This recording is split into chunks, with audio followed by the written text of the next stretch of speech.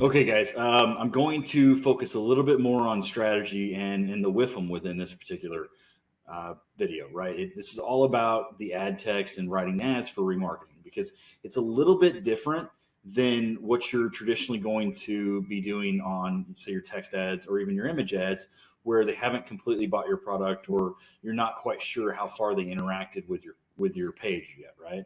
So within this, like I've got a couple different ones pulled up, and so on the campaign, we were just completing the Google search campaign, right? And what we would look to do here as far as kind of the strategy is we've already got our page where we're targeting basically people that have visited our site.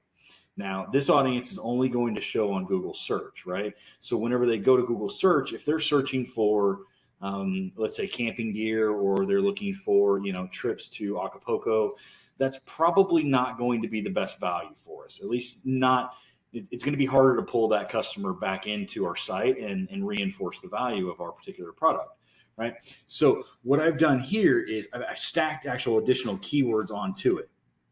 Okay, so this is going to add both our original targeting or remarketing data targeting from the pixel data, and it's going to also combine, since we did the target option, like you learned in the last video, it's going to combine both of these together. So it's the only time it's going to show our text ad or our ad on search is if they're also Googling stuff about digital education courses, right?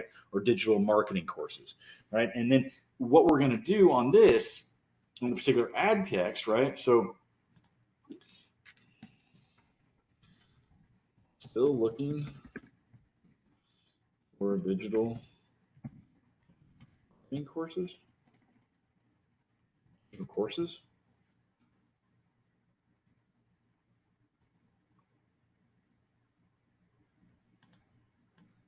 Do can't find digital course.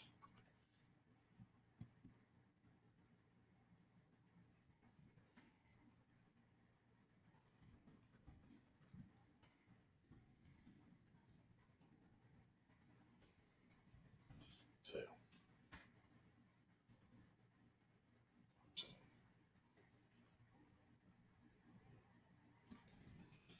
Don't forget us.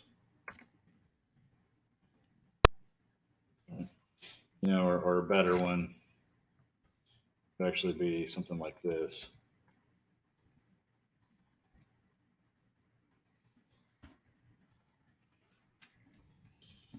Something.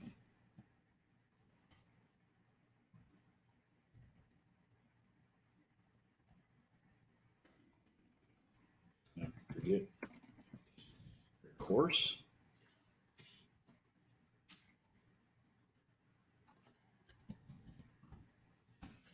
Your digital course.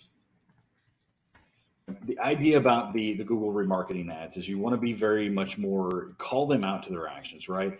We've already covered in the last video about the different audiences that we have available to us, right? The non-converters, the people that have converted, the people that have just viewed the page, or people that viewed a specific page, like the education or the schedule.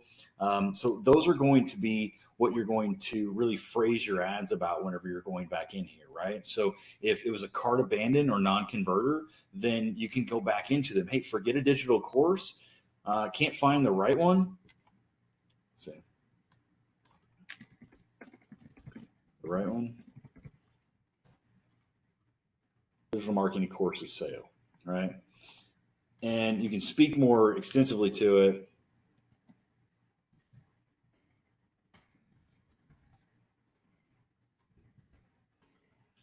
I couldn't.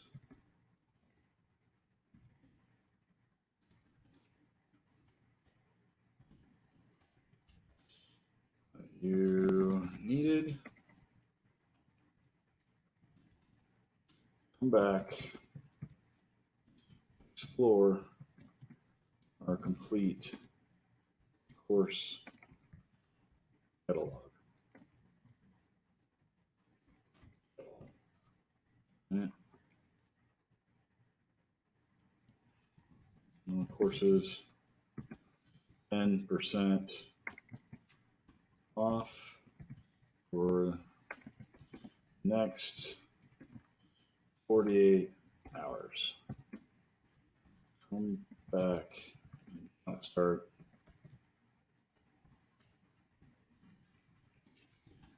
digital career and save.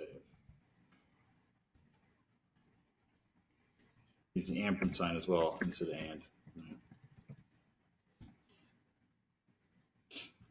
So that gives you kind of some ideas about how you're going to write ads, right? You want to speak directly to the action that they fell off to. If they fell off at just filling out the form and you only got their email address, come back and complete the entire evaluation. This is all going to be based off of what your goal is, because that's ultimately what didn't happen on that first interaction, right? They didn't complete the goal. They only went as far as getting enough information or getting the pixel where we could still kind of tag them around, but they need us to further that information. They need us to build additional value. And sometimes they just need you to call you out, right? I mean, think about how many times maybe your phone signal went out and you couldn't complete the order on the mobile device, or all of a sudden you're trying to purchase something on Amazon and your phone starts ringing and you get into a conversation and you just leave off, right? There's so many different scenarios that pull us away from what we're trying to actively look for and be engaged in or purchase, that it may not always just be that we didn't solve that particular solution for them, right? It may just need to where they have to come back, especially for like the cart abandons. The cart abandons is one of those that it's like, why would you take the time to actually put it in the cart, unless, as long as, again, the caveat here is if your site isn't very clear about the pricing, right? So one thing that a lot of, most e-com sites and most sites in general will have very clear pricing on there. Most people, if it has very clear pricing and very clear and transparent offer, if they put it in the cart, then there's something that interrupted that process. Either they didn't have money on their card, which you should probably also be notified within your site, or they got interrupted because of a dog, a pet, a kid, an interaction, an emergency, or they just had another phone call pop up. There's all sorts of unexpected scenarios, and a lot of times just having that one little reminder, pushing it back in front of them, saying, hey, did you forget something? We're still here, and hey, if you'll come back, we'll give you free shipping on all your purchases, right? So that's kind of how you're going to want to write a lot of these, RLSA ads. And especially when we're talking about having the targeted method put in place where you're keying on both the audience and keywords, you can speak that much more directly to it. For this particular case, like, hey, you're still searching for a digital course. What do we do? Like, what happened? Right? My friends that are helping me with this, Thrive Course Studio, I love the way, one of their ads is like, hey, have you made your digital course yet? Oh, still having trouble? Why don't you give us a call? Right? They have something, they're calling you basically out according to your actions, because it's not always, can be money, finances, time. There's a million different reasons why the interaction could have been pulled off the site and wasn't completed. But they still, you were able to gain that valuable data. So it's our job to reinforce either the quality, the loyalty, the understanding in the company, or again, in some cases, it's just, hey, reminding them, hey, we're still here and we've still got your product in the site if you want to come back and check out, right? And even if you do, we'll give you free shipping. Give them some sort of incentive a lot of times to get them back on. If it's, something where it's in the first maybe 24, 72 hours of doing it within your lists, the incentive may not need to be very much, right? But if it's 2 weeks, hey, come on back and we'll give you free shipping on your order, on all your order over this value, right? You can think about and get creative with, the caveats and kind of baselines of where you want to do it or not. But ultimately, these ads are what you can speak much more aggressively to your client with, since they've already become aware of your product, they know your brand, they have some sort of top of mind awareness built as far as your name is concerned, right? So the RLSA ads speak very, very much directly, and especially whenever you can line them up with your keyword targeting, to call out those actions and formulate, be creative, or take a little bit of time, I guess, and think about the ultimate goal. If somebody is still searching, if you offer a digital course and they didn't buy your course for some reason and they're still searching for a digital course, then try and speak to that, right? Speak to more of the value. Speak to maybe your entire course catalog, how you have additional resources. Those kind of things are what you want to think about whenever people are falling off your site, is the when, where, and why, right? Now, within display campaigns, it's much of the same ads, right? You're going to still speak to them. It's maybe just a little bit, it's more visual, right? Forget something still here. Don't miss out. Free shipping, course discounts available, best product and surface, and then some. Come back and check out to get free shipping, free returns, right? I give a little bit of different offer in there. Don't miss out on this incredible offer only through Friday. Again, it doesn't always have to be a monetary offer, right? So you don't miss out on this incredible offer only through Friday. Get bonus recordings for free, right? It doesn't always have to be something that is, outside or going to cost you additional money with either, a discount or free, shipping or some sort of free return, something like that. It can be something that you're already going to include in there, but since they haven't bought the package, they don't know that, right? So the bonus material, since you bought the package, you know that the bonus material is included in that, but this puts a date line on it and kind of a more of a threshold where they have to take action by a certain date, and it's a perceived it's FOMO, right? Fear of missing out, right? It's this perceived missed content and missed value that if they don't act by Friday, that they're going to miss out on, right? The FOMO aspect of it.